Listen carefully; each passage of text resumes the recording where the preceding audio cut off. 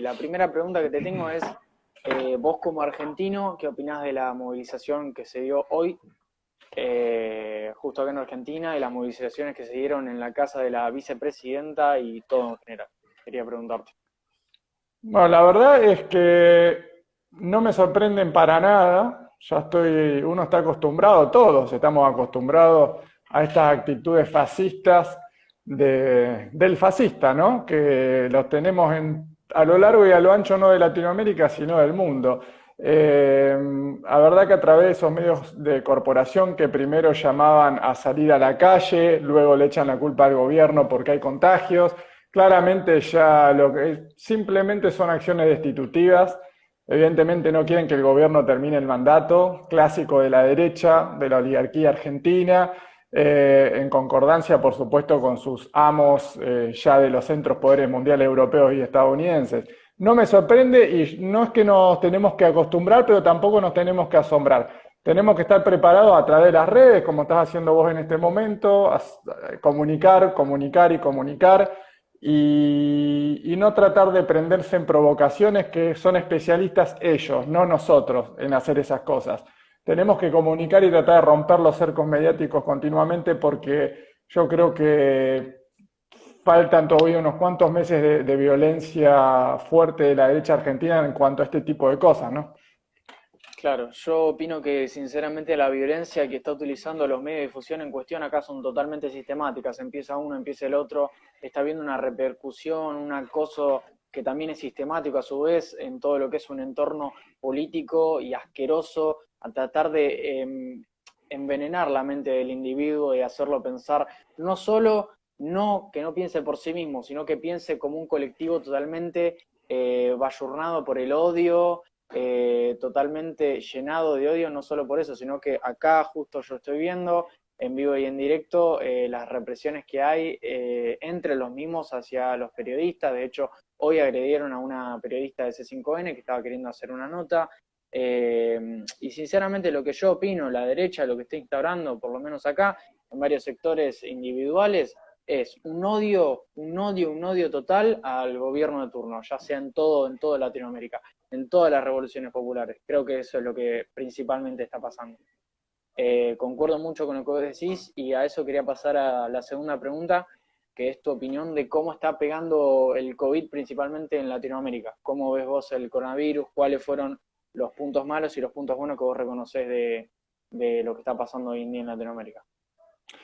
Bueno, lo que se deja ver el tema de COVID es contrastar a los defensores libertarios, si se quiere ahora, del libre mercado, que no dejan de ser la derecha reciclada, que se meten diferentes nombres, pero no dejan de ser la clase dominante que trata digamos, de meter distintas y nuevas figuritas, pero el poder sigue siendo el mismo, ¿no? La burguesía mundial, los grandes empresarios, las corporaciones que meten a sus diferentes títeres a hacer campaña. Lo tenemos ahora a Milei diciendo que él le gusta la libertad. Lo que pasa es que lo que Milei no le aclara a la gente, que por ahí a veces está distraída, es que Milei defiende la libertad para un cierto sector, no para todos, ¿sí? Él habla de la libertad, pero lo que no entiende parte del sector de la sociedad argentina, parte de la sociedad argentina es que le está hablando de la libertad como la concibe el poder, que es la libertad para ellos, ¿sí? Es como el imperialismo, ¿no? Cuando habla de democracia, habla de la democracia como lo conciben ellos, decía Hugo Chávez una vez en una conferencia de Naciones Unidas. La verdad que el COVID se nota el contraste entre Estado presente y libre mercado, eso está clarísimo. Brasil está hecho un desastre, Estados Unidos ni hablar, Ecuador con muertos en la calle, ya hemos visto esas imágenes, Colombia, Chile, Perú. De hecho es muy curioso cómo la imagen, la poca imagen que tiene positiva Bolsonaro es sostenida en base a que Bolsonaro está emitiendo no solo dinero brasileño, sino que está dando planes, cosa que muchos le critican al gobierno, que la única imagen positiva que se podría tener yo no le quiero decir golpista porque no es golpista, pero del fascista que es Bolsonaro es en base a los planes sociales que está dando, a la poca repercusión que le dio a la cuarentena, que fue un irresponsable total. Sinceramente, la verdad, vergüenza me daría ser una persona así con tan pocos escrúpulos. Pero bueno, es nuestro trabajo dar parte de la revolución a la revolución latinoamericana y en parte darle voz a vos y que vos y yo nos demos voz, que podamos hablar, que podamos tener una linda charla sobre lo que está pasando hoy en día. A eso quería pasar ahora país por país, cómo vemos vos y yo las cosas, y justo me venía bien hablar sobre Uruguay, sobre lo que está pasando hoy en día con Uruguay, con la calle Pou, que hay mucha gente que se ve que está muy desinformada sobre Uruguay, que piensa que es un paraíso hermoso al cual se puede ir, y nada, ¿querés empezar vos o querés que empiece yo? Decime. Mira, con respecto a Uruguay y lo que está pasando en Uruguay, es el mismo libreto, porque la derecha más o menos tiene el mismo libreto que sucedió con Venezuela, y cuando le decían a los venezolanos hacia años atrás de que se vayan del país porque el país no sirve, porque afuera es mucho mejor, porque afuera les va a ir bien. Y vos fíjate, hay venezolanos en ese momento que ni siquiera, porque hasta los he escuchado yo en centros comerciales hablar a opositores a Maduro diciendo: vamos a Ecuador, que en Ecuador se ganan dólares, pero lo que no entienden es que también se gastan dólares. Bueno, a ese nivel no llega el nivel de pensamiento, y los medios, por supuesto, como un eje fundamental de la derecha mundial para manipular a la gente. Bueno, ahora está pasando lo mismo en Argentina. Están diciendo que el país no sirve cuando ellos estuvieron en el poder, lo destruyeron, y ahora tratamos de reflotarlo nosotros, como cada vez que pasó un gobierno nacional y popular, y la culpa es de Alberto porque hay 700.000, 800.000 infectados, ya cuando la misma derecha llama a la gente a manifestarse y fue partícipe y responsable de todo esto. Bueno, hay que tratar de parar la pelota, digo yo, no enojarse por más que es muy difícil, y no nos queda otra que seguir comunicando y contrastar todo el tiempo la información. Pero en Uruguay es el mismo libreto: váyanse a Uruguay, que es hermoso Uruguay. Bueno, ahora está la derecha gobernando y así le va a ir a Uruguay. Sí, de hecho, algo que no saben muchas personas sobre Uruguay es que el desempleo hoy en día está eh, mayor que en Argentina, inclusive la nafta está más cara que en Argentina. No solo eso, sino que la calle Pou está recortando un montón de medidas que el Frente Amplio, como decía mucha gente del Frente Amplio a mí, un montón de medidas que el Frente Amplio y un gran estado que era antes Uruguay está recortando todo tipo de estados para que vengan las corporaciones a invertir. Curioso que vienen tantas corporaciones a invertir a Uruguay, que el desempleo está como está, que las personas se contagian como se contagian, que la pobreza inclusive va en cierto sector del aumento, y muchos me decían: no, pero el sueldo, bajó el sueldo mínimo en Uruguay, la calle Pou quiere cortar el sueldo mínimo, y la verdad a mí me parece algo bastante hermoso sacarle las caretas a todas las personas que son funcionales a la derecha, porque la calle Pou no es liberal, la calle Pou es parte de la derecha más conservadora, es un Macri sin el FMI. Y creo que eso muchas personas se lo deberían instaurar en la cabeza, porque hay personas que no saben la realidad de lo que es hoy en día Uruguay, y eso sería bastante lindo de nombrar. Los uruguayos no quieren a los argentinos, ok. Eso es más que nada para ver, ¿no? Para ver cómo es la cosa. Y eso sería bastante importante, ¿no? También instaurar. Después también quería tocar el tema de Chile, cómo le está yendo a Chile con la cuestión del apruebo, del rechazo. Bueno, mira, tengo contacto con bastantes chilenos, hablamos por WhatsApp, hace poco hicimos una especie de informe con madres chilenas que estaban muy enojadas con el gobierno de Piñera, con el ministro de Educación, porque querían comenzar las clases como sea, y no están dadas las condiciones claramente, y lo querían hacer según relatos de parte del pueblo chileno para que haya muchos contagios y se suspenda justamente el plebiscito que falta poco para que se haga.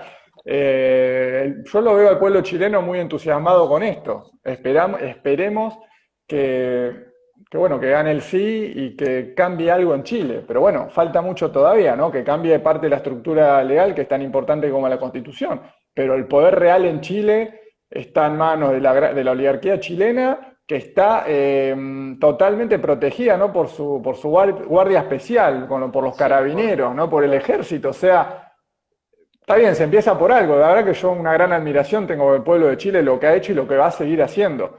Pero no la tiene fácil, falta mucho, pero esto es un comienzo. Me encanta el discurso que ya termina siendo una copia por parte de la derecha, que el discurso siempre es el mismo. Acá en Argentina, si sigue gobernando Alberto Fernández, vamos a hacer Venezuela. En Chile, si gana el apruebo, van a ser Venezuela. En Uruguay, si gana el Frente Amplio, van a ser Venezuela. Resulta que ahora Venezuela está siendo una parte del sector latinoamericano, la verdad, envidiable por la derecha, porque si somos Venezuela vamos a hacer lo peor de lo peor, cuando la realidad, creo que por lo que vos mostrás en TikTok y por un montón de otras cosas, es diferente. La realidad es que los que peor están y los que más están oprimidos es el pueblo chileno, que todavía tiene una constitución de parte de una dictadura totalmente retrógrada, que todavía no hay derechos para ciertos sectores de las personas, en la cual luchan por su libertad y son reprimidas. Eso creo que es también bastante importante por tocar. Y ahora también me gustaría tocar el tema de Venezuela, que es un tema del cual vos creo que estás bastante informado. ¿Cómo ves vos a Venezuela con el tema del coronavirus? Porque vos te estuviste informando muchísimo más que yo, así que te doy la palabra a vos con respecto a ese tema. Mira, con respecto a Venezuela, es uno de los países en el mundo que mejor está manejando la pandemia. Y eso es gracias a la enorme organización social que tiene, que es impresionante realmente, y una unión cívico-militar, que yo siempre les digo a ellos cuando voy, que realmente envidio porque es romper con un paradigma que tiene que romper toda Latinoamérica, ¿no? Que es tener fuerzas que realmente defiendan al pueblo y la soberanía de su país y sus recursos naturales. Esa es una realidad. Y mirá, con respecto, como te decía, el coronavirus está bastante controlado. De hecho, han crecido los casos. Tiene, si no me equivoco, la última vez que estuve mirando cifras iban 70.000 infectados. Vos fijate vos, ¿no? 70.000 infectados con una población de 30 millones. Calculemos que ya estén 80.000. Pero la mayoría de infectados han venido de la frontera colombo-venezolana por la enorme cantidad de venezolanos que se quieren volver desesperados a su país. De hecho, a mí me escriben y muchos tratando de que yo los ayude de alguna manera. He podido ayudar a través de las redes algunos y se han vuelto, pero para ver la gran mentira. O sea, lo que tiene que entender la gente es que yo no estoy diciendo que en Venezuela es Disneylandia y que en Venezuela se vive recontra bien, ¿sí? Esa etapa de Venezuela era hasta que Chávez vivió, sí, se vivía muy bien y una altísima calidad de vida y hasta el más pobre se iba a viajes internacionales. Eso era una realidad en la época de Chávez con un barril a $120, ¿ok? Eso es verdad. Igualmente ellos mismos te decían que estaban en dictadura y que estaba todo mal estando Chávez vivo. Ahora, cuando arranca Maduro, recordemos el decreto de Obama, que declaraba a Venezuela como una amenaza inusual. A partir de ahí arrancaron una serie de sanciones y bloqueos tremendos al Estado venezolano, con embargos de petróleo. Estamos hablando de que empezó los bloqueos y sanciones. Escuchá esta cifra: Venezuela va perdiendo 140.000 millones de dólares. Y ahí incluimos los robos de activos en el exterior, empresas de petróleo, refinerías que tienen el exterior. Bueno, imagínate. Y eso nadie lo habla, porque todos te dicen, van a ser Venezuela. Lo que no te dice la derecha, que eso es una advertencia a los gobiernos progresistas de que si ustedes van por el camino de darle derechos al pueblo, le vamos a hacer lo mismo que Venezuela, que es diferente. No es que las políticas venezolanas están erradas. Lo mismo que a Cuba, un bloqueo genocida que lleva años y años y años, desde que lo impuso John F. Kennedy en Cuba, como lo impuso Obama en Venezuela. Y sinceramente creo que no te sale por las noticias cuando le roban insumos a la PDCBA, cuando Trump ilegalmente roba insumos también a la PDCBA, sin poder hacer que Venezuela tenga un rol activo. Te dicen, no, es un embargo. No, muchachos, no es un embargo. No saben la definición de embargo, no digan que es un embargo, muchachos, es un bloqueo económico. Al igual que a Cuba, si lo dejaran libre económicamente, automáticamente a Estados Unidos no les gusta tener un hermanito ahí cerca de ellos que sea un país socialista y próspero. Por eso le imponen un bloqueo, para ser imperialistas, porque toda su vida lo fueron. Porque el modelo neoliberal funciona de esa forma, funciona atacando sistemáticamente a los países que quieren hacer una revolución popular y que no les gusta ser capados ni atacados por otros países más grandes que ellos. Es así de sencillo. Ahora quería tocar el tema de Colombia, que veo que estamos bastante jodidos por ahí, por ese tema. Sí, pasa el tema Colombia está muy relacionado también al tema Venezuela, porque son países limítrofes, porque Colombia tiene un mínimo de 7 bases norteamericanas que tienen total soberanía, o sea, hacen lo que quieren en territorio colombiano, tienen inmunidad sus militares, pueden violar a una mujer y no les pasa nada, los tiene que juzgar la justicia en Estados Unidos, no en Colombia. O sea, es una barbaridad. Tenemos un país que es el máximo productor de cocaína del planeta, Estados Unidos es el principal consumidor.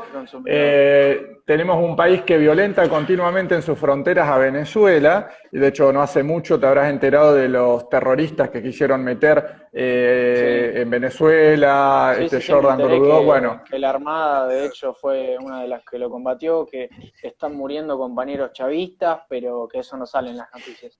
Sale que Maduro es un dictador antes que eso. Sí, lo que pasa es que la derecha, y ni hablar Duque, antes Santo, antes ni más ni menos que Álvaro Uribe, digamos que culpan a Venezuela de lo que son ellos, ¿no? La derecha siempre culpa a la izquierda, hace una proyección de lo que ellos son. Dicen a Maduro narcotraficante, narcodictadura, y ellos son los máximos productores de cocaína del planeta, y estamos hablando que vienen matando líderes sociales, estudiantes, periodistas, políticos hace décadas en Colombia. Es un nivel de violencia impresionante en Colombia, pero ellos dicen que en Venezuela pasa, pero nunca muestran las pruebas, ¿viste? No, de hecho, algo bastante importante que creo que también es un tema para tocar es cómo la violencia de la derecha termina, yo creo que no sé si lavando el cerebro, pero sí cambiando el pensamiento de la gente en cuestión de lo que pasó en Bolivia. Que de hecho la presidenta, si se la podría llamar así, boliviana, nos tocó hablar de nosotros a un supuesto acoso sistemático que hubo hacia los bolivianos, cuando es una total mentira, cuando el acoso sistemático lo impuso ella, cuando ella agarra, no impone cuarentena, cuando ella agarra y persigue a personas que apoyan a Evo Morales, cuando ella agarra y no permite que Evo Morales se presente en elecciones, cuando ella agarra y es presidenta de facto, que es una dictadora, no se puede imponer así en el poder, y eso es parte a través del imperialismo, y es una realidad.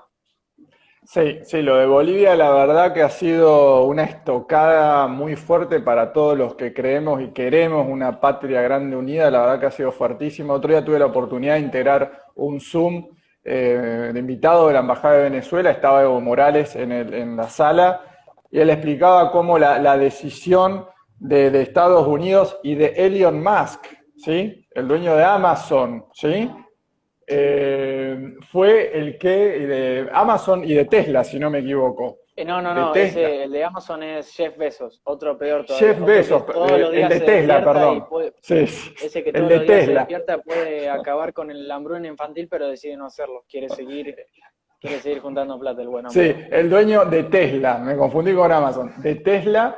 Decía que iban a poder hacer dictaduras militares donde quieran, y el tema es el litio, y el tema es que Evo Morales quería, por supuesto, industrializar lo que necesitamos a nivel latinoamericano para independizarnos realmente, y por supuesto los centros de poder necesitan la materia prima y que ellos nos la vendan luego a los productos elaborados, con precio agregado, lo que pasa desde hace 200 años y es lo que tenemos que tratar de lograr romper para ser independientes. Bueno, ahí vino el golpe de Estado. Van por el litio, y además de que tiene un montón de gas, por supuesto, pero ahí está el tema central, ni más ni menos. Tal cual, concuerdo totalmente, y yo creo que en Bolivia, ojalá Dios quiera, que vuelva el partido que apoya a Evo Morales, y ojalá que se aleje de a poco, ¿no? De parte de la revolución latinoamericana, ojalá que ahora que Chile despierta, ojalá que más países también despierten. Recordemos que no solo eso está pasando, sino que en Perú también hay una derecha también implantada, que en estos momentos la verdad lo que hizo fue desastroso.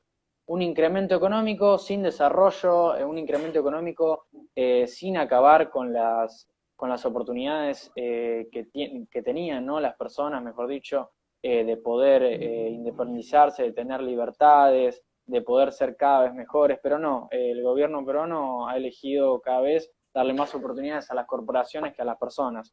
Creo que eso también es un tema bastante importante de tocar, con un incremento económico, la verdad, hermoso, pero como en Chile, con la reacción que eso provoca, ¿no? Que es aumentar la economía y no aumentar la calidad de vida de las personas. Claro, pasa que cuando el neoliberalismo, la derecha, la oligarquía, la burguesía, o como queramos llamarle, el poder real, te dice que hay un crecimiento bueno de la economía es porque están creciendo sus empresas. En realidad, las acciones de ellos son las que suben y entonces está todo bien, pero mientras no se reparta la riqueza, el pueblo no va a estar conforme. Y en Perú hay un 30% de trabajadores informales, si no me equivoco. Me había dicho un señor Roberto, que yo le hice a un ingeniero allá peruano que le hice una entrevista, y están en una condición, la verdad, hay un alto índice de gente que no termina también sus estudios, están en una condición bastante precaria, y nadie habla, viste que hay una lógica, los medios de comunicación no hablan de Chile, no hablan de Perú, No, no no hablan hablan de de Chile, Colombia. Ahora no hablan de Brasil, cuando estaba Lula sí hablaban, ahora no hablan, o cuando estaba Dilma, ahora está Bolsonaro, no hablan de Brasil, etcétera, ¿no? Está clarísimo dónde está el poder real y que vos recién hablabas de manipulación de cerebros, pero sí, totalmente. Los medios de comunicación están para De eso. hecho, sí, sí, de hecho hoy podemos ver un banderazo, también ahora lo estoy viendo justo acá en vivo, un banderazo en España, festejando de parte de los lucrativos, ¿no? Que hace Vox allá en España. No sé si conoces el partido, lo conoces, ¿no? Pero estás El informado de sobre Vox. Vox. Sí, hoy Vox soltó un tuit diciendo que reclama el día de hoy como un festejo a la soberanía popular española y que dice que está contento de la historia y de lo que se hizo en Argentina, en toda Latinoamérica, y sinceramente a mí la verdad me parece una vergüenza total. Creo que más bajo los conservadores no pueden caer, sinceramente. Pero bueno, es parte de contrarrestar eso, ¿no? De tratar de tener un poquitito más de patria antes que de billetes, ¿no? En los ojos. Pero bueno, eso va a ser parte de a poquito de una revolución y dejar de hacer banderazos antipatria y empezar a hacer banderazos a favor de la diversidad cultural. Eso creo que estaría muy, muy bueno. Bueno, no sé si vos tenés algún tipo de opinión sobre el tema de Vox en España o algo que quieras decir sobre ese tema. Lo que pasa es que partiendo en España, a ver, tienen una monarquía, ¿no? ¿Qué más puedo decir de España? Todavía tienen reyes, todavía tienen reinas, igual que Inglaterra. O sea, y nos van a venir a hablar de democracia y libertad. Y es complicado, ¿no? Yo creo que lo que tendría que pasar en España es que también el pueblo despierte, ¿no? Porque acá en Latinoamérica creo que gracias a grandes gobiernos, arrancando desde Chávez, Fidel, Néstor, Cristina, Lula y todos los que ya sabemos, Evo, Correa, han logrado, creo que el gran logro ha sido implantar la semilla, ¿no? Esa semilla Sí, de conciencia en parte del pueblo, en otra parte, por supuesto, todavía no lo logramos. Pero el tema es siempre control estatal. ¿Cómo logramos el control del Estado real en donde podamos implementarle un impuesto a la riqueza y que lo paguen, en donde hagamos una ley de medios y se cumpla, en donde a los ojeros le digamos tanto de retenciones y se cumpla? Ahí está donde uno define en el ring, ¿no? Quién tiene más fuerza y quién no, para que entienda la gente, los presidentes de excepto quizá, bueno, Vladimir Putin, Xi Jinping y algún otro presidente que son realmente poderosos en su propio país, tienen el control total del Estado para hacer respetar la ley, etcétera. Después no tenemos. La realidad es que no tenemos, ni siquiera Maduro en Venezuela, que está haciendo realmente esfuerzos magistrales, tiene poder, más poder que en relación con otros presidentes, sí, pero el poder real en Venezuela sigue estando de manos de la oligarquía. Y hay muchísimos medios de comunicación, la mayoría son opositores, ¿viste? Extraña dictadura. sí, Entonces, hay personas realmente ignorantes que piensan que Venezuela a día de hoy es un país socialista, que piensan que Venezuela los malos lo trajo el socialismo, cuando la realidad es una totalmente distinta. Lo que sufre hoy en día Venezuela, de hecho, es culpa del propio capitalismo estadounidense, es culpa del propio egoísmo que este mismo genera.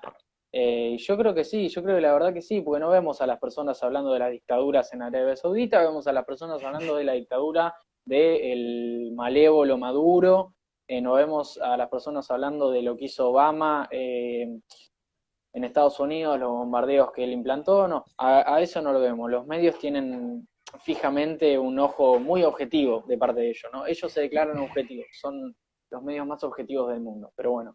Por suerte todavía tenemos un poco de revolución popular y un poco de periodismo independiente, ¿no? De parte tuya, de parte mía, lo que tratamos de hacer en TikTok, la semillita que tratamos de implantar en las personas que por ahí no están tan enteradas de las cosas y de a poquito tenemos que ir difundiendo un poco más las cosas. Ahora, yo te quiero hacer una última pregunta, que es el tema, ¿qué opinas vos de que en estos días se haya liberado al asesino de George Floyd en Estados Unidos y se le haya pagado una fianza de más de $1 millón?